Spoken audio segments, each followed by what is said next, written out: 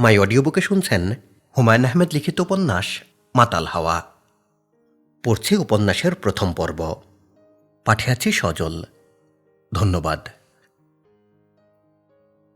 উপন্যাসের শুরুতেই বলে নিচ্ছি লেখকের কথা। আমি মূলত একজন গল্পকার। গল্প বানাতে ভালোবাসি, গল্প করতে ভালোবাসি। দুর্বোধ্য কারণে ইতিহাস আমার পছন্দের বিষয় না। আমি বর্তমানের মানুষ। আমার কাছে অতীত হচ্ছে অতীত। লেখকদের সমস্যা হলো তারা কাল উপেক্ষা করে লিখতে পারেন না। তারা যদি বিশেষ কোনো সময় ধরতে চান তখন ইতিহাসের কাছে হাত পাততে হয়। ৬৯ আমার অতি পছন্দের একটি বছর। আমার লেখালেখি জীবনের শুরু ৬৯-এ। একটি মহান গণ আন্দোলনকে কাছ থেকে দেখা হয় এই ৬৯-এই। মানুষ চন্দ্র জয় করে ৬৯-এ। মাতাল সেই সময়কে ধরার চেষ্টা করেছে মাতাল হাওয়ায়। তথ্যের ভুলভ্রান্তি থাকার কথা না, তারপরেও যদি কিছু থাকে জানালে পরের সংস্করণে ঠিক করে দেব। উপন্যাসটি লেখার সময় অনেকেই বইপত্র দিয়ে ঘটনা মনে করিয়ে দিয়ে সাহায্য করেছেন। দু একজনের নাম বলতেই হয়। বন্ধু মনিরুজ্জামান, শহীদ আসাদের ছোট ভাই, সাংবাদিক এবং কবি সালেহ চৌধুরী। প্রুফ দেখা গল্পের অসঙ্গতি বের করার ক্লান্তিকর কাজ করেছে শাওন। তাকে আন্তরিক ধন্যবাদ। পুত্র নিষাদ আমার ৮ পৃষ্ঠা লেখা এমনভাবে নষ্ট করেছে যে আর উদ্ধার করা সম্ভব হয়নি। তাকে তিরস্কার। হুমায়ুন আহমেদ, ১ ফেব্রুয়ারি ২০১০, নুহাশপল্লী, গাজীপুর।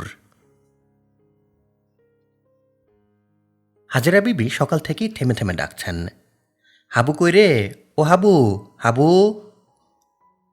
হাবু তার বড় ছেলে, বয়স ৫৭, ময়মনসিংহ জজ কোর্টের কঠিন ক্রিমিনাল লয়ার।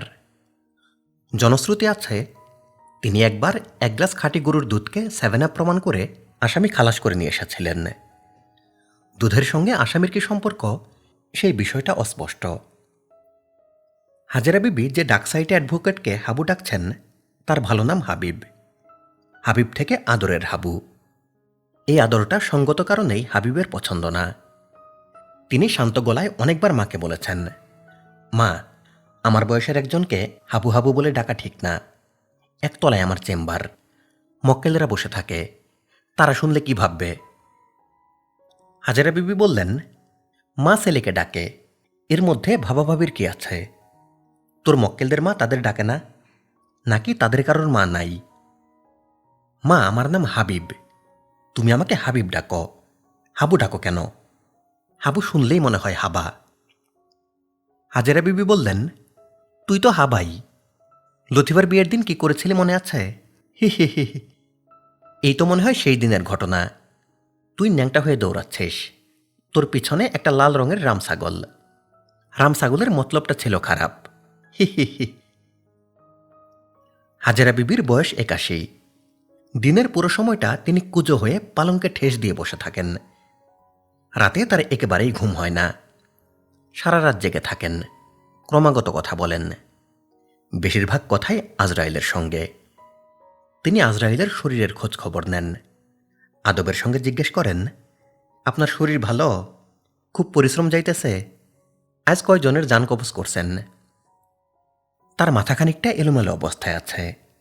তিনি অদ্ভুত অদ্ভুত গল্প প্রায়ই বলেন, যেসব গল্পের বাস্তব কোনো ভিত্তি নেই। তার বেশিরভাগ গল্পেই লতিফা নামের একটা মেয়ের উল্লেখ থাকে। বাস্তবে লতিফা নামের কারো সঙ্গে তার পরিচয় নেই। আদর করে মাঝে মাঝে লতিফাকে তিনি লতু বলেও ডাকেন। হাবিবের চেম্বার মফস্বল শহরের তুলনায় যথেষ্ট বড়। সেগুন কাঠের মস্ত টেবিলের ৩ দিকে মক্কেলদের বসার ব্যবস্থা। মেঝের একপাশে ফরাস পাতা। মাঝে মাঝে রাত বেশি হলে মক্কেলরা থেকে যান, তখন বালিশের ব্যবস্থা হয়। মক্কেলরা ফরাসে ঘুমান। চেম্বারে 2টা সিলিং ফ্যান আছে। কারেন্টের খুব সমস্যা হয় বলে টানা পাখার ব্যবস্থাও আছে। রশিদ নামের একজন পাংখা পুলার পাংখার দড়ি ধরে বসে থাকে। ফ্যান বন্ধ হওয়া মাত্র সে দড়ি টানা শুরু করে। চেম্বারে তার দূর সম্পর্কের ভাই মোনায়েম খান সাহেবের বড় একটা ছবি আছে। ছবিতে তিনি এবং মোনায়েম খান পাশাপাশি দাঁড়ানো, দুজনার গলাতেই ফুলের মালা। মোনায়েম খান তখন পূর্ব পাকিস্তানের গভর্নর। হাবিবের আরেকটা বড় ছবি আছে আইয়ুব খানের সঙ্গে। ইউনিফর্ম পরা জেনারেল আইয়ুব তার সঙ্গে হ্যান্ডশেক করছেন। আইয়ুব খান চশমা পরা, তার মুখ হাসি হাসি। এমন গুরুত্বপূর্ণ একটা ছবি, কিন্তু মোটামুটি অর্থহীন, কারণ হাবিবের মুখ দেখা যাচ্ছে না। তার মুখের খানিকটা অংশ দেখা গেলেও হতো। লোকে বুঝতো যার সঙ্গে হ্যান্ডশেক করা হচ্ছে তিনি দুদে অ্যাডভোকেট হাবিব খান। এই ছবির দিকে যতবারই তার চোখ যায় তিনি মনে মনে বলেন, শুয়োরের বাচ্চা ফটোগ্রাফার, ন্যাংটা করে পাছায় বেত মারা উচিত। আজ শুক্রবার। হাবিব চেম্বারে মক্কেল নিয়ে বসেছেন। শুক্রবার তিনি চেম্বারে বসেন না। আজ বসতে হয়েছে কারণ মক্কেল শাসালো, খুনের মামলায় ফেসেছে, ৩০৫ ধারা। মক্কেল ভাটি অঞ্চলের বেকুব। সিন্ধি গায়ের মতো দিনে ৩ বার দোয়ানো যাবে। হাবিব মক্কেলের সঙ্গে কথা বলে আরাম পাচ্ছেন না, কারণ কিছুক্ষণ পর পর তার মার তীক্ষ্ণ গলার ডাক শোনা যাচ্ছে, হাবু, হাবু রে, ও হাবু। হাবিব খানের মুহুরি প্রণববাবু বললেন, স্যার আপনারে আম্মা ডাকেন, আগে শুনে আসেন, আম্মাকে ঠান্ডা করে আসেন। হাবিব বিরক্ত মুখে উঠে গেলেন। মনে মনে ঠিক করলেন চেম্বারটা এখান থেকে সরিয়ে এমন কোনো ঘরে নিতে হবে যেখান থেকে মার গলা শোনা যাবে না। এত বইপত্র নিয়ে চেম্বার সরানো এক দিকদারি। সহজ হতো মার ঘর সরিয়ে দেওয়া, সেটা সম্ভব না। হাজেরা বিবি ঘর ছাড়বেন না, কারণ দক্ষিণমুখী ঘর, সামনেই নিম গাছ, সারাক্ষণ নিম গাছের হাওয়া গায়ে লাগে। বৃদ্ধ বয়সে নিমের হাওয়ার মতো ওষুধ আর নাই।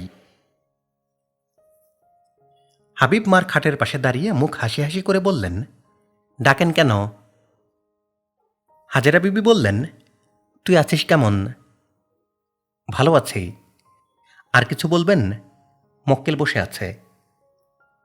হাজেরা বিবি বললেন, ঝাঁটা মেরে মক্কেল বিদায় কর, তোর সাথে আমার জরুরি কথা। বলেন, শুনি আপনার জরুরি কথা। বাড়িতে কি ঘটেছে? হাবিব বললেন, কিছুই ঘটে নাই। হাজেরা বললেন, শুনলাম সন্ধ্যাকালে বাড়িতে একটা ঘটনা ঘটবে।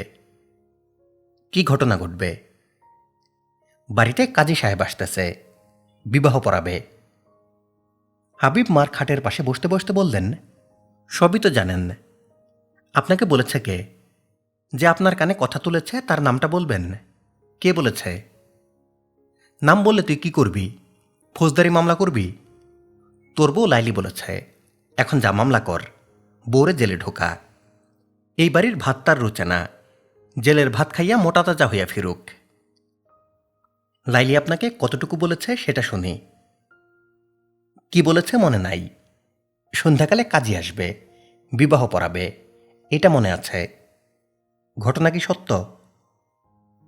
হ্যাঁ সত্য। আর কিছু জানতে চান? জানতে চাই, ইয়াদ আসতেছে না। আচ্ছা তুই যা, মক্কেলের সাথে দরবার কর। হাবিব সরাসরি তার চেম্বারে গেলেন না, তিনি গেলেন রান্নাঘরে। লাইলিকে কঠিন কিছু কথা বলা দরকার। বারবার বলে দিয়েছিলেন, বিয়ের এই ঘটনা কেউ যেন না জানে। রান্নাঘরে লাইলি মাছ কাটা তদারক করছেন। প্রকাণ্ড এক কাতল মাছ, 3 জনে ধরেও সুবিধা করা যাচ্ছে না। হাবিব খানের মক্কেলের ভাটি অঞ্চলে জলমহাল আছে, সেখানকার মাছ। বিশাল টাটকা মাছ দেখতেও আনন্দ। লাইলি মাথায় শাড়ির আঁচল তুলতে তুলতে বললেন, এক টুকরা মাছ কি ভেজে দিব? খাবেন? দাও। আরেকটা কথা, ফরিদের বিবাহ নিয়ে মাকে তুমি কিছু বলেছ? বলেছি। ওনাকে বলতে নিষেধ করেছিলাম না, কেন বললা? আমাকে জিজ্ঞেস করেছেন বলেই বলেছে। শাশুড়ি জিজ্ঞাসা করবেন, আর আমি মিথ্যা বলবো? হাবিব বললেন, ওনার কাছে এখন সত্য মিথ্যা সবই সমান। ওনার কাছে সমান, কিন্তু আমার কাছে সমান না। আমার কাছে মিথ্যা মিথ্যাই। হাবিব রান্নাঘর থেকে বের হয়ে এলেন। স্ত্রীর সঙ্গে বাহাসে যাবার এটা উপযুক্ত সময় না। রান্নাঘরে মাছ কাটাকাটি হচ্ছে, সবাই কান পেতে আছে। কামলা শ্রেণীর মানুষের প্রধান কাজই হল ঝাঁকি জালের মতো কান ফেলা। হাবিব চেম্বারের দিকে রওনা হলেন। চেম্বারে মুহুরি প্রণববাবু ছাড়া মক্কেলরা কেউ নেই, তারা জুম্মার নামাজ পড়তে গিয়েছে। খুনের মামলায় যে পড়ে সে এবং তার আত্মীয় স্বজনরা কখনো জুম্মার নামাজ মিস দেয় না। প্রণব মুখে পান দিতে দিতে বললেন, ভালো পার্টি। এরকম পার্টি বছরে একটা পেলেও চলে। জলমহল আছে 3টা। বিলাত থেকে ব্যারিস্টার আনতে কত খরচ লাগবে জানতে চাইল। তুমি কি বললা? আমি বললাম বিলাতের খবর রাখি না, দেশের খবর রাখি। তখন সে বলল, পূর্ব পাকিস্তানের সবচেয়ে বড় উকিলকে। আমি আবার বললাম, আপনি তো খোঁজ খবর নিয়ে তার কাছে আসছেন, আবার জিগান কোন কারণে? মনে সন্দেহ থাকলে কোর্ট কাছারিতে ঘুরেন, ঘুরে খবর নেন, তারপরে আসেন। আমরা তো আপনারে দাওয়াতের কার্ড ছাপাই আনি নাই। তখন চুপ করে গেল। হাবিব বললেন, প্রণব, তোমার একটাই দোষ, কথা বেশি বলো। যে কথা বেশি বলে তার গুরুত্ব থাকে না। কথা হলো দুধের মতো, অধিক কথায় দুধ পাতলা হয়ে যায়। প্রণব বললেন, কথা কম বলার চেষ্টা নিতেছি, পারতেছি না। শুনেছি তালের রস খেলে কথা বলা কমে। এই ভাদ্র মাসে তাল পাকলে একটা চেষ্টা নিব। হাবিব বললেন, কাজী আসবে কখন? রাত 10টার পর আসতে বলেছে। চুপি চুপি কর্মসমাধা হবে। বিয়ে অধিক রাতে হওয়াই ভালো। আপনাদের তো সুবিধা আছে, লগ্নের কারবার নাই। যখন ইচ্ছা তখন কবুল কবুল কবুল। হাবিব বললেন, ফরিদকে চোখে চোখে রাখতে বলেছিলাম, রেখেছ? পালিয়ে না যায়। তার ঘরের দরজার সামনে শামসুকে বসায় রেখেছে, পালায়ে যাবার পথ নাই। আর পালাবে বলে মনে হয় না, ঝিম ধরে বসে আছে, হারামজাদা। গালাগালি করবে না। প্রণব বললেন, কেন করব না স্যার? সে হারামজাদা না তো কে হারামজাদা? আরে তুই একটা মেয়ের পেট বাঁধাইছিস, এখন তুই বিয়ে করবি না? তুই বিয়ে না করলে তোর বাপরে দিয়ে বিয়ে করাবো। কথা কম বলো প্রণব। চেষ্টা করতেছি স্যার। রোজ ভোরে সূর্য প্রণাম করে ভগবানকে বলি, ভগবান দয়া করো, জবান কমাও। হাবিব বললেন, আমাকে 1 পিস মাছ ভাজা দিতে বলেছিলাম, কোনো খোঁজ নাই। তোমার বৌদিকে বলো মাছ লাগবে না। হাবিবের কথা শেষ হওয়ার আগেই বড় কাঁসার প্লেটে 1 টুকরা মাছ চলে এলো। বিশাল টুকরা, তাকিয়ে দেখতেও আনন্দ। মাছের সঙ্গে চামচ আছে। হাবিব হাত দিয়ে মাছ ভেঙে মুখে দিলেন। খাদ্যদ্রব্য হাত দিয়ে স্পর্শ করাতেও আনন্দ আছে। সাহেবরা কাঁটা চামচ দিয়ে খায়, খাদ্য হাত দিয়ে ছোঁয়ার আনন্দ থেকে তারা বঞ্চিত। মাছে লবণের পরিমাণ ঠিক আছে, এটা আনন্দের ব্যাপার। চায়ে চিনি এবং মাছে লবণ একই, সামান্য বেশ কম হলে মুখে দেওয়া যায় না। হাবিব বললেন, খুনটা করেছে কে? নাম জহির, 21-22 বছর বয়স। ঘরে লাইসেন্স করা বন্দুক ছিল, সেটা দিয়ে নিজের আপন মামাকে গুলি করেছে। পুলিশ এখনও চার্জশিট দেয় নাই। অনেক টাকা খাওয়ানো হয়েছে, তবে চার্জশিট 2-1 দিনের মধ্যে দিবে। খুনের কারণ কি মেয়ে মানুষ? সব শুনি নাই। হাবিব বললেন, জগতের বড় যত ক্রাইম তার সবের পেছনে একটা মেয়ে মানুষ থাকবে। শুরুতে সেটা মাথায় রাখলে সুবিধা হয়। ট্রয়নগরী ধ্বংস হয়ে গেল হেলেন নামের নাকবোচা এক মেয়ের জন্যে। প্রণব দীর্ঘ নিঃশ্বাস ফেলে বললেন, আফসোস। হাবিব বললেন, 3 ধরনের নারীর বিষয়ে সাবধান থাকতে শাস্ত্রে বলে, সরু নিতম্বের নারী, বোচানাকের নারী আর পিঙ্গলকেশী নারী। এই 3-এর মধ্যে ভয়ঙ্কর হল পিঙ্গলকেশী। প্রণব বললেন, আপনার সঙ্গে থাকা শিক্ষা সফরের মতো, এক জীবনে কত কিছু যে শিখলাম। হাবিব বললেন, আজ জুম্মা পড়তে যাব না, জোহরের নামাজ ঘরে পড়ে নিব। শরীর ভালো ঠেকতেছে না, ঘরে বিশ্রাম নিব। মক্কেলদের সঙ্গে বসবেন না? সন্ধ্যার পর বসব, মাগরেবের ওয়াক্তের পরে। তোমার খাওয়া দাওয়ার ব্যবস্থা করেছ? পাক বসাবে না? প্রণব নিরামিষাশী, স্বপাকে আহার করেন। আজ নানান ঝামেলায় রান্না করা হয় নাই। প্রণব বললেন, আজ ঠিক করেছে উপাস দিব। মাসে 2 দিন উপাস দিলে শরীরের কলকবজা ঠিক থাকে। ফকির মিসকিনদের যে রোগবালাই কম হয় তার একটাই কারণ, তারা প্রায়ই উপাস দেয়। হাবিব উঠে পড়লেন। প্রণবের সামনে বসে থাকলে সে বক বক করতেই থাকবে। হাবিবের সঙ্গে পাংখা পোলার রশিদও উঠে পড়ল। স্যারের গায়ে সাবান ডলে গোসল দেওয়ার দায়িত্ব তার। রশিদের স্বভাব প্রণবের উল্টা। সে নিজ থেকে কখনো কথা বলে না, সে সবার সব কথা শোনে। 8 বছর আগে সে খুনের এক মামলায় ফেঁসেছিল। তার সঙ্গে 2 জনের ফাঁসি হয়েছে, সে বেকসুর খালাস পেয়েছে। হাবিব তাকে পাংখা পোলারের কাজ দিয়েছেন। চেম্বার থেকে বের হয়ে হাবিব ডান দিকে তাকালেন। তার ডান দিকে শেষ প্রান্তে ফরিদের ঘর, টিনের চালের হাফ বিল্ডিং। সামনে প্রকাণ্ড অশোক গাছ, লাল ফুলে গাছ ভর্তি। ফরিদ মাথা উঁচু করে ফুলের দিকে তাকিয়ে কাঠের চেয়ারে বসে আছে। হাবিবকে সে দেখেনি, দেখলে লাফ দিয়ে উঠে দাঁড়াত। তিনি ডাকলেন, ফরিদ। ফরিদ থতমত খেয়ে গেল, উঠে দাঁড়াতেও ভুলে গেল। হাবিব এগিয়ে গেলেন তার দিকে। ফরিদ, আছো কেমন? জি ভালো। আজ তোমার বিবাহ, বিবাহের দিন লুঙ্গি পরে খালি গায়ে বসে আছো, এটা কেমন কথা? ফরিদ কিছু বলল না, সে মেঝের দিকে তাকিয়ে আছে, তার কপালে বিন্দু বিন্দু ঘাম।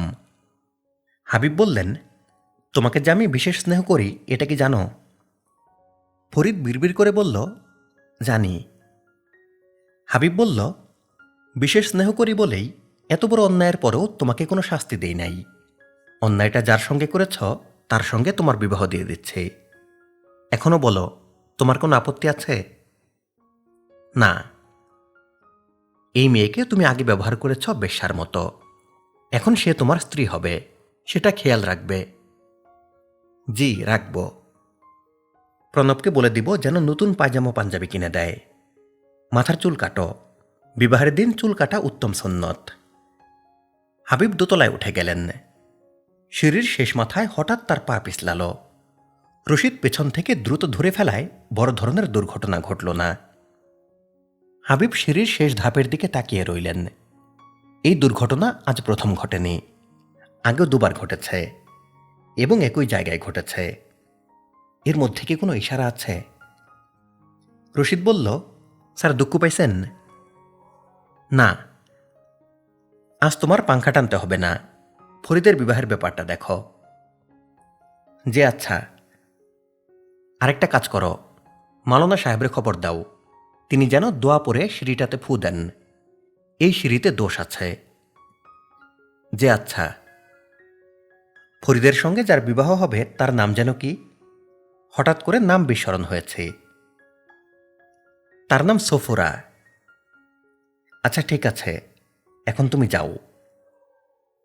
রশিদ সঙ্গে সঙ্গে গেল না, হাবিবকে শোবার ঘরে ঢুকিয়ে ফ্যান ছাড়ল। ইলেকট্রিসিটি আছে, সিলিং ফ্যান বিকট শব্দ করে ঘুরছে। রশিদ বলল, স্যার পানি খাবেন? 1 গ্লাস পানি দিব? না। স্নান কখন করবেন? গরম পানি দাও, খবর দিব। ভালো কথা, চুল কাটার পর ফরিদকে ভালোমতো সাবান ডলে গোসল দিবা। যে আচ্ছা। জীবনে 3 বারের গোসল অতি গুরুত্বপূর্ণ, জন্মের পর, বিবাহের দিন এবং মৃত্যুর পর। এই 3 গোসলেই বড়ই পাতা লাগে, এটা জানো? যে না। তবে আজকাল জন্মের পরের গোসল আর বিবাহের গোসল, এই 2 গোসলে বড়ই পাতা ব্যবহার হয় না। কেন হয় না কে জানে। ফরিদ ভাইরে কি বড়ইয়ের পাতা দিয়ে গোসল দিব? দাও। হাবিব বিছানায় শুয়ে পড়লেন। শরীর ছেড়ে দিয়েছে। জ্বর আসার আগে আগে শরীর ছেড়ে দেয়। মক্কেলদের সঙ্গে আজ সন্ধ্যায় বসতে পারবেন এরকম মনে হচ্ছে না, বমি ভাবও হচ্ছে। এত বড় মাছের টুকরাটা খাওয়া ঠিক হয় নাই। উপন্যাসের এই পর্যায়ে ফরিদের এ বাড়িতে আগমন এবং স্থায়ী হওয়ার ঘটনা বলা যেতে পারে। মাতাল হাওয়ায় ফরিদের ভূমিকা অত্যন্ত গুরুত্বপূর্ণ। মাঝে মাঝে গুরুত্বহীন মানুষকে অতি গুরুত্বপূর্ণ দায়িত্ব পালন করতে হয়, অভাজন হয়ে যান বিশেষজন।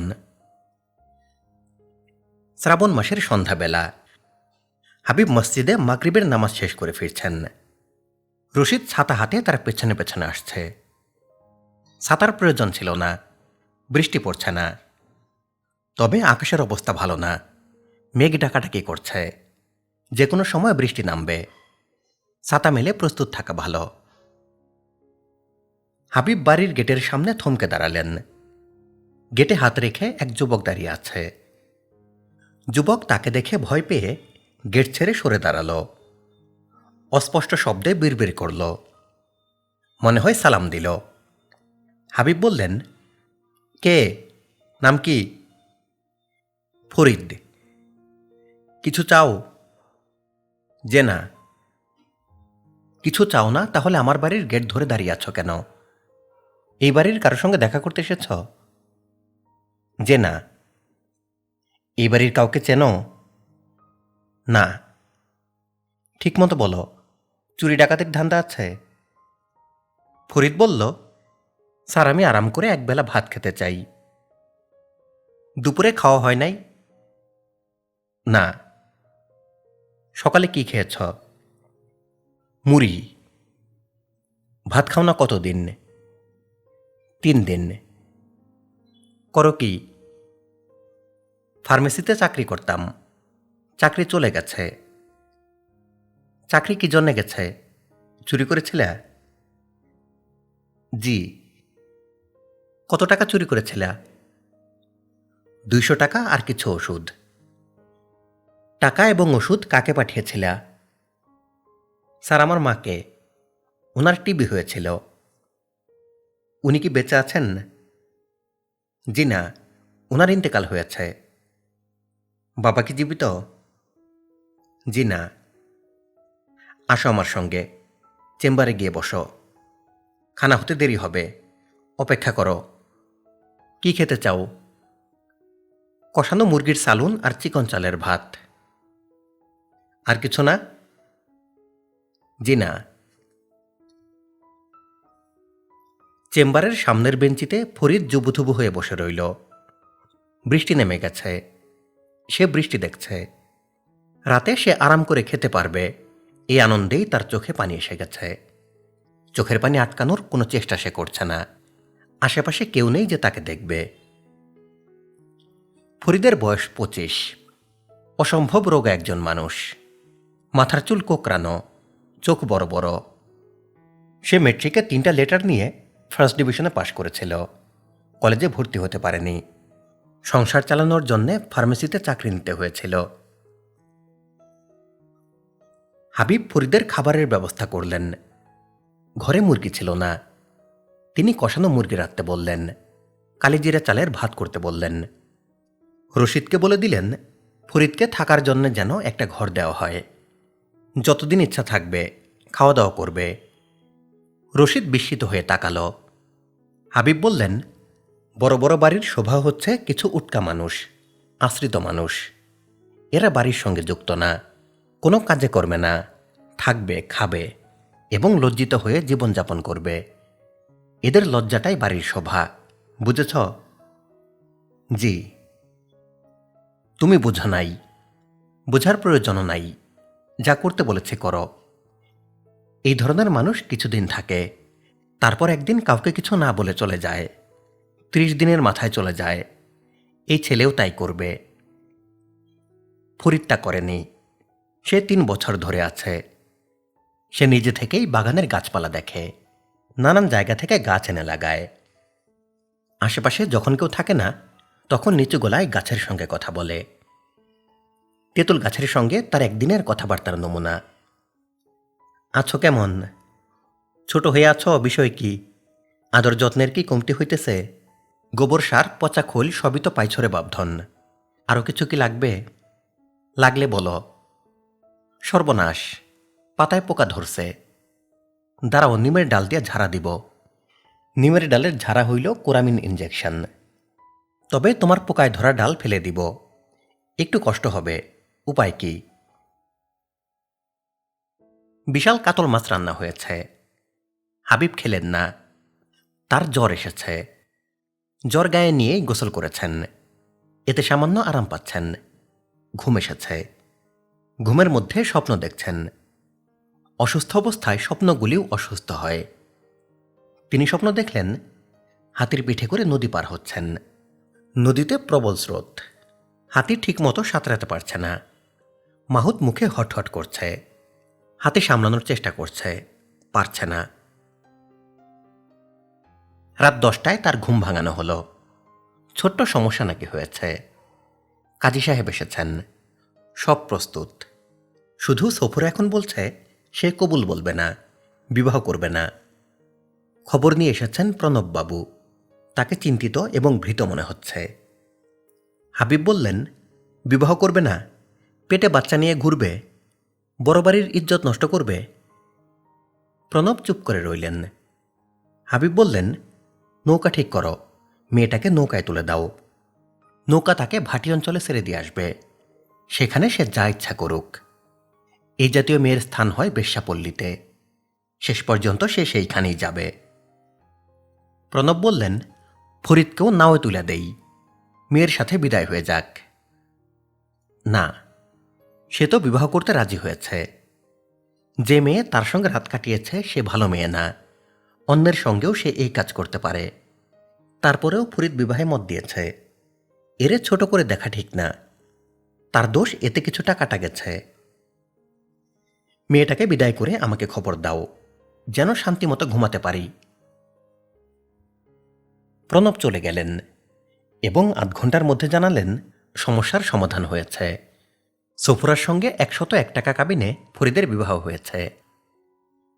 হাবিব বললেন, ভালো। প্রণব আবার বললেন, আপনার জ্বর কি বেশি? একজন ডাক্তার ডেকে আনি? না, মাথায় পানি ঢালার ব্যবস্থা করতে বলো। আর জামে মসজিদের ইমাম সাহেবের কাছ থেকে স্বপ্নের তফসির নিয়ে আসো। স্বপ্নে আমি হাতির পিঠে উঠেছি। হাতি নদী পার হচ্ছে। নদীতে প্রবল স্রোত। রাত প্রায় 12টা। ইলেকট্রিসিটি চলে গেছে। শহর অন্ধকার। বিদ্যুৎ চমকাচ্ছে, বাতাস দিচ্ছে। এখনো বর্ষণ শুরু হয়নি। ফরিদের নবপরিণীতা স্ত্রী চৌকিতে বসে কাঁদছে।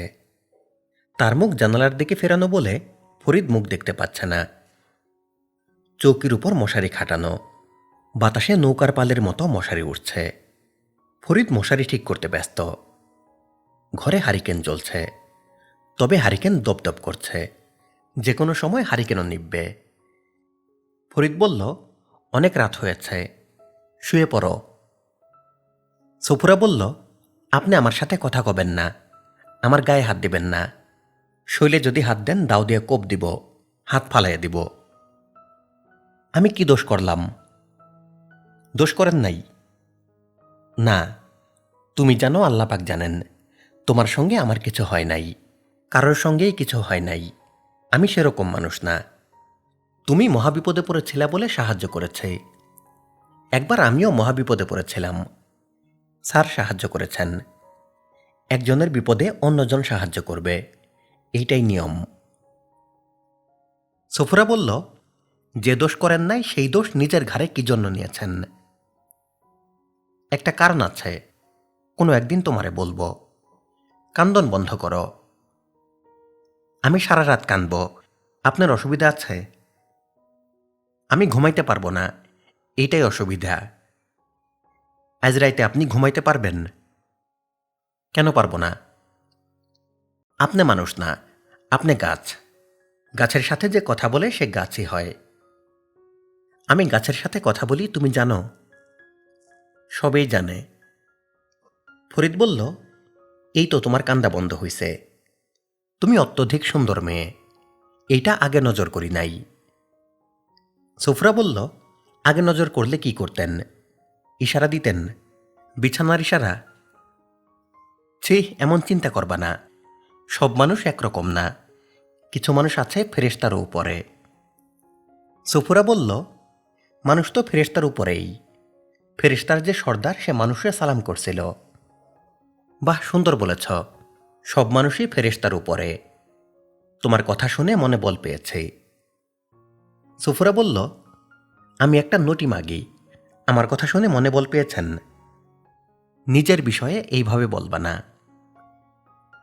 দমকা বাতাসে হারিকেন নিভে গেল। তুমুল বর্ষণ শুরু হলো। স্বামী স্ত্রী অন্ধকারে পাশাপাশি বসে আছে। কেউ কোনো কথা বলছে না। এক পর্যায়ে সফুরা বলল, আপনি শুয়ে পড়েন।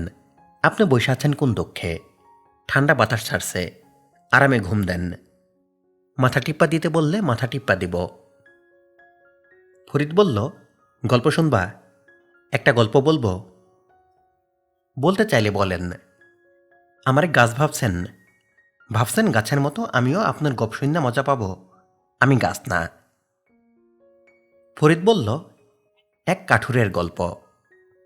সে কাঠ কাটতে বনে গিয়েছে। হঠাৎ তার কোরালটা পড়ে গেল পানিতে। মনের দুঃখে সে কাঁদছে। তখন পানি থেকে জলপরি উঠে এসে বলল, কোরালের জন্য কাঁদছ? এই সোনার কোরালটা কি তোমার? সফুরা বলল, এই গল্প আমি জানি। কাঠুরে বলল, না। তখন জলপরি একটা রূপার কোরাল তুলে এনে বলল, এইটা তোমার?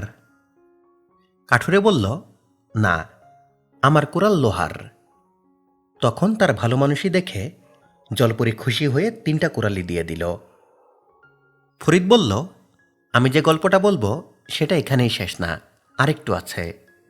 বলি? বলেন। সেই কাঠুরে অনেকদিন পর তার স্ত্রীকে নিয়ে বনে বেড়াতে গেছে। হঠাৎ স্ত্রী পানিতে পড়ে ডুবে গেল। কাঠুরে কান্না শুরু করেছে। জলপরি অতি রূপবতী রাজকন্যার মতো এক মেয়েকে পানি থেকে তুলে বলল, এই কি তোমার স্ত্রী? কাঠুরে বলল, জি, এই আমার স্ত্রী। জলপরি বলল, ভালো করে দেখে তারপর বলো। কাঠুরে আবার বলল, আর দেখতে হবে না, এ আমার স্ত্রী। জলপরি বলল, আগেরবার তোমার সততা দেখে মুগ্ধ হয়েছিলাম, এখন তুমি এটা কি করলে? রূপবতী মেয়ে দেখে স্ত্রীকে ভুলে গেলে? তখন কাঠুরে বলল, আমি বাধ্য হয়ে বলেছি এইটাই আমার স্ত্রী। যদি না বলতাম আপনি এর চেয়ে একটু কম সুন্দর আরেকটা মেয়ে তুলতেন। আমি যদি বলতাম এই মেয়ে না, আপনি সবশেষে আমার স্ত্রীকে তুলতেন এবং আগেরবারের মতোই 3জনকে আমাকে দিয়ে দিতেন। আমি নিতান্তই গরিব মানুষ, 3 বউকে পালব কিভাবে? এই কারণেই প্রথমবারই বলেছি এটা আমার স্ত্রী। সফুরা বলল, ও আল্লাহ, সুন্দর তো। ফরিদ বলল, গল্পটা তোমার পছন্দ হয়েছে? হয়েছে। ফরিদ আবার বলল, এই গল্পটা তোমাকে কেন বললাম জানো? গল্পটা বললাম যেন তুমি বুঝতে পারো আমি কত গরিব। ওই কাঠুরের 3জন স্ত্রী পালার ক্ষমতা নাই। আমার অবস্থা তার চেয়ে অনেক খারাপ। আমার একজন স্ত্রী পালার ক্ষমতাও নাই। ফরিদের কথা শেষ হতেই দোতলা থেকে হাজেরা বিবির তীক্ষ্ণ গলা শোনা গেল, হাবু, হাবু, ও হাবু, হাবুরে। ফরিদের বিয়ের তারিখ 17 জানুয়ারি 1968 সন। এই তারিখটা গুরুত্বপূর্ণ। রাষ্ট্রদ্রোহিতার অভিযোগ থেকে এই দিন শেখ মুজিবুর রহমান বেকসুর খালাস পান। হাসি মুখে ঢাকা কেন্দ্রীয় কারাগার থেকে তিনি বের হলেন। ফুলের মালা নিয়ে অনেকেই তার জন্য অপেক্ষা করছে। তাদের সময় দিতে হবে। মিছিল করে ফেরার পথে বক্তৃতা দিতে হতে পারে। দীর্ঘ কারাবাসে তার শরীর এবং মন দুই ক্লান্ত। দ্রুত ঘরে ফিরতে ইচ্ছা করছে। ঘরে ফিরে গরম পানি দিয়ে গোসল। গোসল শেষে অনেকদিন পর স্ত্রীর হাতের রান্না খাবার। কয়েকদিন থেকেই কেন জানি পুঁটি মাছের করকরা ভাজি আর ছোট ট্যাংরা মাছের টক খেতে ইচ্ছা করছে। আজ কি সম্ভব হবে? মনে হয় না। জেলগেটের বাইরে পা রাখার সঙ্গে সঙ্গেই তাকে আবার গ্রেপ্তার করা হলো। এবার দেশ রক্ষা আইনে না, এবার গ্রেপ্তার হলেন আর্মি, নেভি এবং এয়ারফোর্স অ্যাক্টে। তাকে সরাসরি নিয়ে যাওয়া হলো কুর্মিটোলা সেনানিবাসে। হাবিব সারাদিন একবারই খবর শোনেন, রাতের শেষ ইংরেজি খবর। তিনি রাতের খবরে জানলেন 2জন সিএসপি অফিসার সহ 28 জনকে গ্রেপ্তার করা হয়েছে। তারা সশস্ত্র বিপ্লবের মাধ্যমে পূর্ব বাংলা বিচ্ছিন্ন করার ষড়যন্ত্রে লিপ্ত ছিল। তারা ঢাকায় নিযুক্ত ভারতের ডেপুটি হাইকমিশনারের সঙ্গে গোপন মিটিং চালাচ্ছিল। দেশধ্বংস ষড়যন্ত্রের মূল নায়ক শেখ মুজিবুর রহমান। হাবিব বিড়বিড় করে বললেন, এইবার আর রক্ষা নাই, ঝুলে পড়তে হবে। তিনি শোবার আয়োজন করলেন। স্ত্রীর জন্য অপেক্ষা। স্ত্রী প্রথম বিছানায় যাবে, তারপর স্বামী। এটাই নিয়ম। এই নিয়মের ব্যতিক্রম হয় না।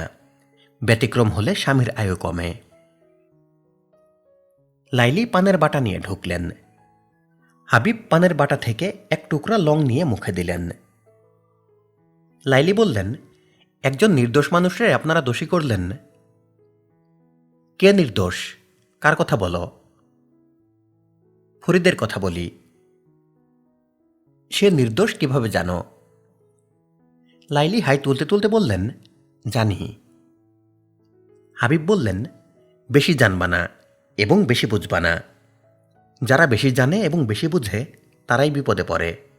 যেমন শেখ মুজিবুর রহমান, সে বেশি বুঝে ফেলেছিল, এখন তাকিয়ে আছে ফাঁসির দড়ির দিকে। আমাকে অজুর পানি দাও। এশার নামাজ তো পড়েছেন, আবার অজুর পানি কেন? তাহাজ্জুদ পড়ব, মন অস্থির হয়েছে। মন অস্থির কেন?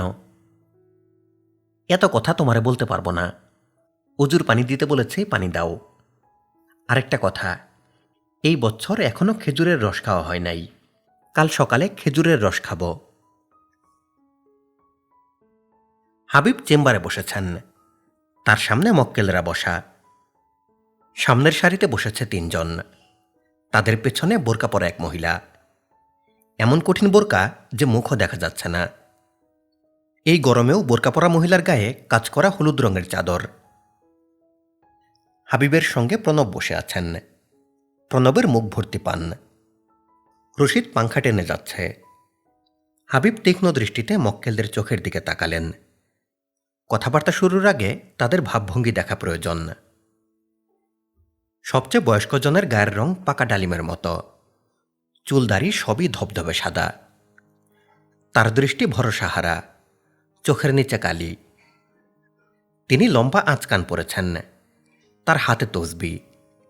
তিনি তসবির গুটি টেনে যাচ্ছেন। তার দুপাশে যে 2 জন বসা, তারা টাউট শ্রেণীর তা বোঝা যাচ্ছে। মামলা মোকদ্দমা জাতীয় বিপদে টাউট জুটে যায়। একজনের থুতনিতে অল্প দাড়ি, মাথায় বেতের টুপি, চোখে সুরমা, পরনে পায়জামা পাঞ্জাবি। অন্যজন যুবা বয়সের, শার্ট প্যান্ট পরা, তার গা থেকে সেন্টের গন্ধ আসছে। হাবিব বৃদ্ধের দিকে তাকিয়ে বললেন, আপনি আসামির কে হন? বৃদ্ধ বললেন, পিতা। নাম? রহমত রাজা চৌধুরী। হজ করেছেন? জি জনাব, 2 বার হজ করেছি। আপনার সঙ্গে এই 2 জনকে? একজন আমার গ্রাম সম্পর্কের ভাতিজা, নাম সোলাইমান, হজ করেছে, মামলা মোকদ্দমা ভালো বোঝে। আরেকজন আমার দূর সম্পর্কের ভাই, নাম ইয়াকুব। আপনার ভাই ইয়াকুব, তিনিও কি মামলা মোকদ্দমা ভালো বোঝেন? জি জনাব। জলমহাল নিয়ে একটা হাঙ্গামায় পড়েছিলাম, সে নানান সাহায্য করেছে, তার উনসুনি বুদ্ধি ভালো। হাবিব বললেন, এই 2 জনকে আমার সামনে থেকে চলে যেতে বলেন। যারা মামলা মোকদ্দমা ভালো বুঝে তাদের সামনে আমার কথাবার্তা বলতে অসুবিধা হয়, কারণ আমি নিজে মামলা মোকদ্দমা কম বুঝি। বৃদ্ধ তার 2 সঙ্গীকে নিচু গলায় কিছু বললেন। দুজনেই কঠিন মুখ করে নাসূচক মাথা নাড়ল। তাদের একজন ইয়াকুব হাবিবের দিকে তাকিয়ে বলল, জনাব, আমাদের থাকার প্রয়োজন আছে, মামলার অনেক খুঁটিনাটি আমরা জানি। হাজী সাহেব সুফি মানুষ, তিনি বলতে গেলে কিছুই জানেন না। হাবিব বললেন, আপনি অনেক কিছু জানেন? জি অবশ্যই। খুনটা কে করেছে? আপনি? আমি কেন খুন করব? এইসব কি বলেন? হাবিব বললেন, আপনি খুন না করলে সব খুঁটিনাটি জানবেন কিভাবে? হাজী সাহেব বললেন, এই তোমরা যাও, বাইরে অপেক্ষা করো। নিতান্ত অনিচ্ছায় 2 জন উঠে গেল। হাবিব বললেন, হাজী সাহেব, আপনার পেছনের মহিলাকে? আমার ভাগ্নি। জনাব, সে থাকুক, সে শুধু শুনে যাবে, কোনো কিছুই বলবে না। হাবিব বললেন, উনি থাকলে আমার সমস্যা নাই, আমি টাউট অপছন্দ করি। যাই হোক, আমি প্রশ্ন করলে সত্য উত্তর দিবেন। উকিল এবং ডাক্তার এদের কাছে মিথ্যা বললে পরে বিরাট সমস্যা হয়। হাজী সাহেব বললেন, জনাব, আমি এমনিতেই সত্য কথা বলি। অভাবী মানুষ মিথ্যা বেশি বলে, আমি অভাবী না। খুব ভালো। খুন আপনার ছেলে করেছে? জি। কে খুন হয়েছে? ছেলের আপন মামা, আমার বড় শ্যালক। তার নাম আশরাফ, আশরাফ আলী খান, খা বংশ। খুনটা কী কারণে হয়েছে এই বিষয়ে আমি জানি না। ছেলে কিছু বলে নাই, সে বলবে না। ঘটনা কিভাবে ঘটেছে বলুন। আমার বড় শ্যালক আশরাফ আলী খান ব্যবসা করে। মোহনগঞ্জে এবং ধর্মপাশায় তার বিরাট পাটের ব্যবসা। একটা লঞ্চও আছে। বর্ষাকালে ভাটি অঞ্চলে লঞ্চ চলাচল করে। আমার ছেলে ছোটবেলা থেকেই মোহনগঞ্জে মামার সঙ্গে থাকে। কেন? ভাটি অঞ্চলে কোনো স্কুল নাই। মামার সঙ্গে থেকে ছেলে মোহনগঞ্জ পাইলট স্কুলে পড়েছে। আমার ছেলে লেখাপড়ায় অত্যন্ত ভালো, মাশাল্লাহ। সে 4টা লেটার নিয়ে ম্যাট্রিক পাশ করেছে। সিলেট এমসি কলেজ থেকে স্টার মার্ক পেয়ে ইন্টারমিডিয়েট পাশ করেছে। খুনটা কিভাবে হয়েছে সেটা বলুন। ছেলের বিদ্যাবুদ্ধি বিষয়ে পরে জানব। আমার বড় শ্যালক ফজরের নামাজের অজু করে নামাজে বসেছে। তখন আমার ছেলে দুনলা বন্দুক দিয়ে 2টা গুলি করে। সঙ্গে সঙ্গে মৃত্যু। ঘটনা কেউ দেখেছে? বারান্দায় নামাজ পড়ছিল, ইমাম সাহেব ছিলেন, উনি দেখেছেন। তারপর সবাই ছুটে এসেছে। পুলিশ চার্জশিট দিয়েছে? এখনো দেয় নাই, তদন্ত চলছে। আপনার ছেলে কি পুলিশ কাস্টডিতে? হাজী সাহেব বললেন, জি না, পুলিশ তাকে খুঁজছে। সে পলাতক। তাকে শিলচর পাঠিয়ে দিয়েছে। সেখানে আমার এক আত্মীয় আছে। হাবিব বললেন, একটু আগে বললেন আপনি মিথ্যা বলেন না, এখন তো মিথ্যা বললেন। ছেলে আপনার সঙ্গে আছে, বোরকা পরাটা আপনার ছেলে। ছেলের নাম কি? হাসান রাজা চৌধুরী। হাবিব কঠিন গলায় বললেন, হাসান রাজা চৌধুরী, বোরকা খোলো। হাজী সাহেব বললেন, 1 গ্লাস পানি খাবো। প্রণব পানি আনার জন্য উঠে গেলেন। হাবিব বিরক্ত মুখে সিগারেট ধরালেন। হাসান রাজা চৌধুরী বোরকা খুলল। হাবিব অনেকক্ষণ ছেলের দিকে তাকিয়ে রইলেন। তিনি তার দীর্ঘ জীবনে এমন রূপবান পুরুষ দেখেননি। কোরআন শরীফে অতি রূপবান হিসেবে ইউসুফ নবীর কথা বলা আছে। সেই নবী কি সামনে বসে থাকা ছেলেটির চেয়েও সুন্দর ছিলেন? হাবিব বললেন, মক্কেলের সঙ্গে আমি মামলা ছাড়া অন্য বিষয়ে আলাপ করি না। আজ অন্য একটা প্রসঙ্গে কথা বলবো। হাজী সাহেব, আমি আপনার ছেলের মতো রূপবান পুরুষ দেখি নাই। প্রণব, তুমি কি দেখেছ? প্রণব আগ্রহের সঙ্গে বললেন, একবার দেখেছিলাম। শম্ভুগঞ্জ বাজারে কাপড়ের আড়তে বসা ছিল। জিজ্ঞেস করে জানলাম তার নাম মনীন্দ্র। তাকে দেখার জন্যে ভিড় জমে গিয়েছিল। 6 ফুটের মতো লম্বা, ইংরেজ সাহেবদের মতো গাত্রবর্ণ। আমি যখন বললাম আপনার নাম এবং পরিচয় কি জানতে পারি, তখন হাবিব বললেন, প্রণব, বাকিটা পরে শুনব। এখন একটু বাইরে যাও।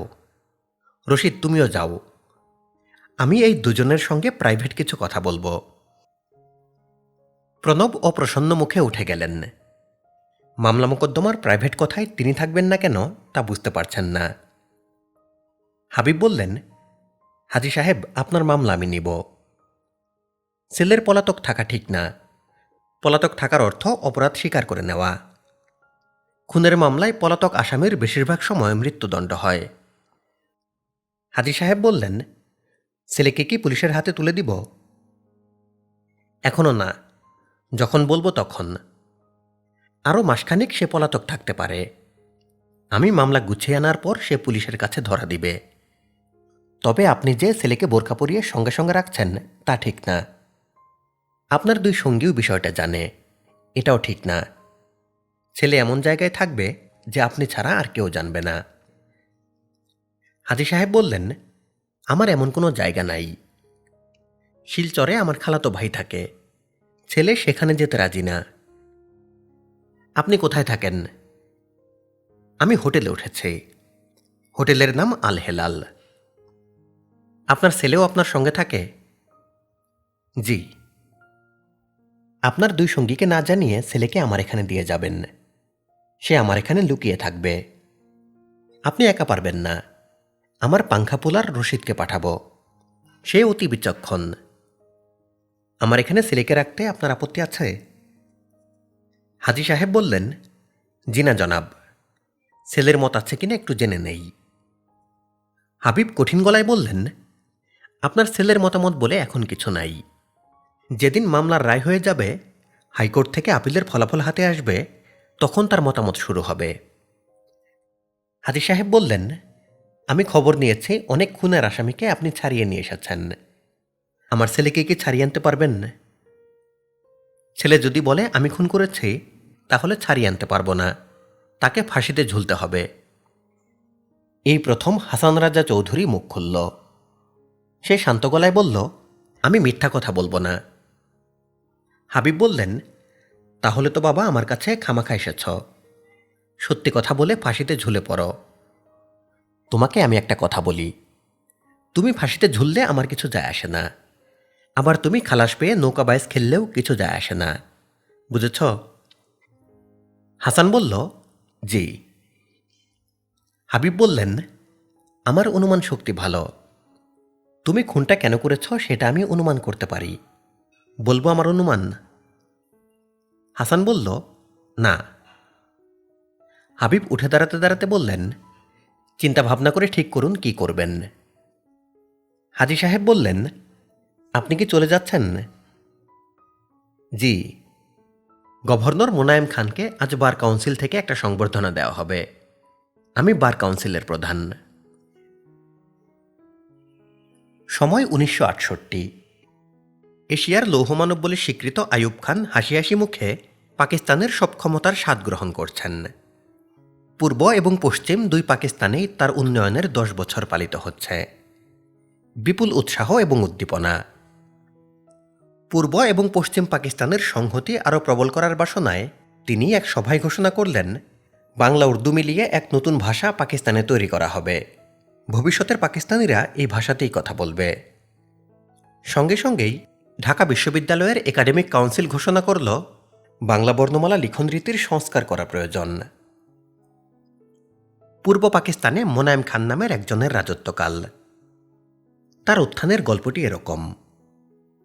তিনি ছিলেন ময়মনসিংহ বারের অতি সাধারণ একজন ক্রিমিনাল লয়ার। আইয়ুব খানের বেসিক ডেমোক্রেসি নামের অদ্ভুত পদ্ধতিতে এমএলএ হন। নির্বাচিত এমএলএরা যাবেন পশ্চিম পাকিস্তানে। সেখানে সংসদ বসবে। এয়ারপোর্টে ছাত্ররা তাদের ঘিরে ধরল। তাদের দাবি দেওয়া যেন সংসদে পেশ করা হয়। সবাই চুপ করে থাকলেন। শুধু মোনায়েম খান বললেন, এইসব দাবি দেওয়া কোনো কাজের কথা না। ছাত্রদের সঙ্গে তার উত্তপ্ত বাক্য বিনিময় হতে লাগল। এক পর্যায়ে কিছু ছাত্র তার উপর ঝাঁপিয়ে পড়ল। ধাক্কা খেয়ে মোনায়েম খানের টুপি উড়ে গেল। এই দৃশ্য ক্যামেরায় ধারণ করা হলো। পরদিন দৈনিক ইত্তেফাকে ছবিটি ছাপা হলো।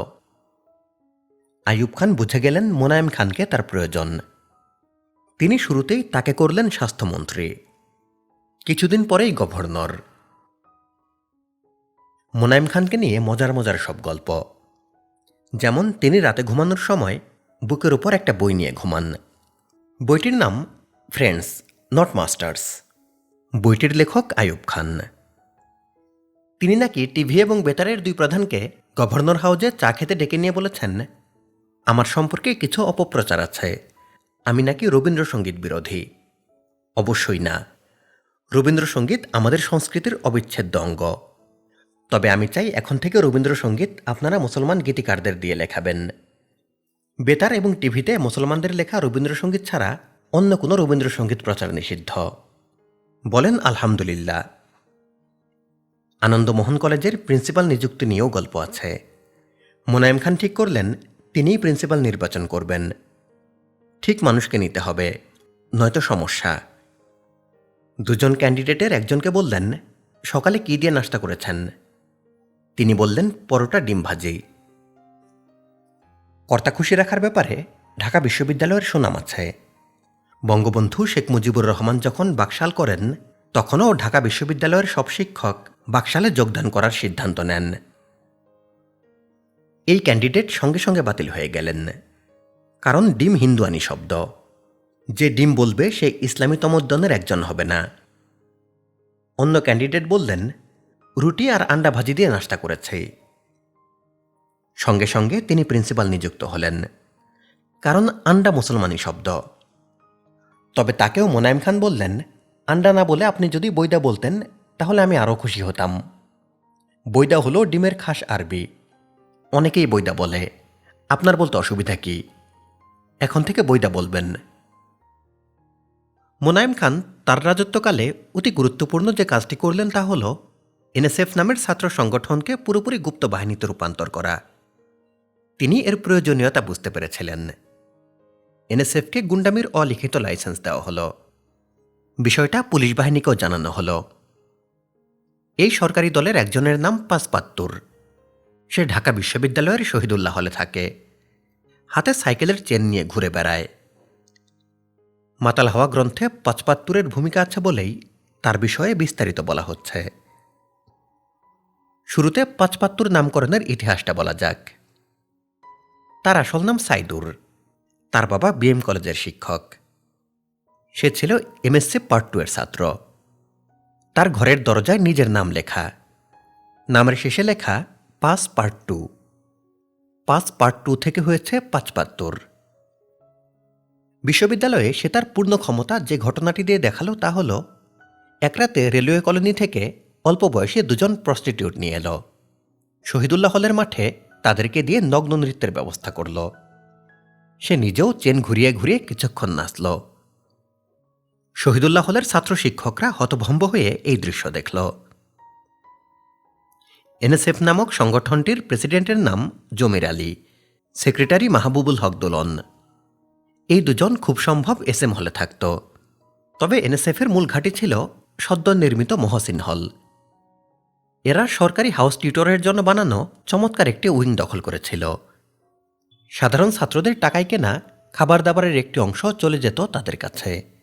তাদের জন্য আলাদা রান্না হতো। আমি নিজে তখন ঢাকা বিশ্ববিদ্যালয়ের রসায়ন বিভাগের ছাত্র। আমি থাকি মহসিন হলে। পাঁচপাত্তুরকে সচক্ষে দেখার জন্য আমি শহীদুল্লাহ হলে গিয়েছিলাম। পাঁচপাত্তুর বন্ধুদের নিয়ে নিজের ঘরে বসে গল্প করছিল। বন্ধুদের একজনের নাম খোকা। সেও দেখতে রাজপুত্রের মতো। খোকা ছিল দুর্ধর্ষ প্রকৃতির। সে সঙ্গে জ্যান্ত সাপ নিয়ে ঘুরত। সাপ ব্যবহার করত সবাইকে ভয় দেখানোর জন্যে। পকেটে থাকত পিস্তল। মহসিন হলের পাশেই রেল লাইন। রেল লাইনের দুপাশে বস্তি। বস্তির কিছু মেয়ে ছিল যৌনকর্মী। তাদেরকে প্রায়ই মহসিন হলে এনএসএফের নেতাদের কাছে আসতে দেখা যেত। হলের প্রভোস্ট এবং হাউস টিউটররা পুরো বিষয় জানতেন। কেউ কিছুই বলতেন না। ঢাকা বিশ্ববিদ্যালয়ের শিক্ষকদের জ্ঞানের অভাব হয়তো ছিল না, সাহসের অভাব ছিল। মহসিন হলের 564 নম্বর রুমে রসায়ন বিভাগের অতি নিরীহ একজন ছাত্র বাস করত। এসএসসি এবং এইচএসসিতে তার রেজাল্ট ভালো ছিল বলে তাকে একটি সিঙ্গেল সিটের রুম দেওয়া হয়েছিল।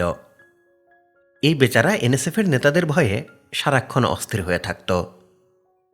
একদিন কোনো কারণ ছাড়াই এনএসএফের নেতারা তার রুমে ঢুকে রুম তছনছ করে দিল, তোষক জ্বালিয়ে দিল এবং বেচারার নিজের টাকায় কেনা অর্গানিক কেমিস্ট্রির মরিসন অ্যান্ড বয়েডের লেখা বিশাল বইটাও ছিঁড়ে কুটি কুটি করে ফেলল। বই কুটি কুটি করার বিষয়টি গুরুত্বপূর্ণ এই কারণে, বইটা সে অনেক দাম দিয়ে স্কলারশিপের টাকায় কিনেছে। তার একটাই বই। কেমিস্ট্রির অন্য বইগুলি সে লাইব্রেরি থেকে এনে পড়ত। নতুন করে আরেকটা তোষক কেনার টাকা তার ছিল না। খাটে পত্রিকার কাগজ বিছিয়ে ঘুমানো ছাড়া তার আর কোনো পথ রইল না। গোবেচারা এই ছাত্রের নাম হুমায়ুন আহমেদ। তার ঘর তছনছ করার তদন্ত করতে এলেন পদার্থবিদ্যার শিক্ষক হাউস টিউটর প্রফেসর ইমরান। তিনি ভালো মানুষ ছিলেন। ছাত্রদের প্রতি মমতার তার কোনো কমতি ছিল না। স্যার আমাকে বললেন, কারাই কাজ করেছে তাদের নাম বলো, কাগজে লিখে দাও।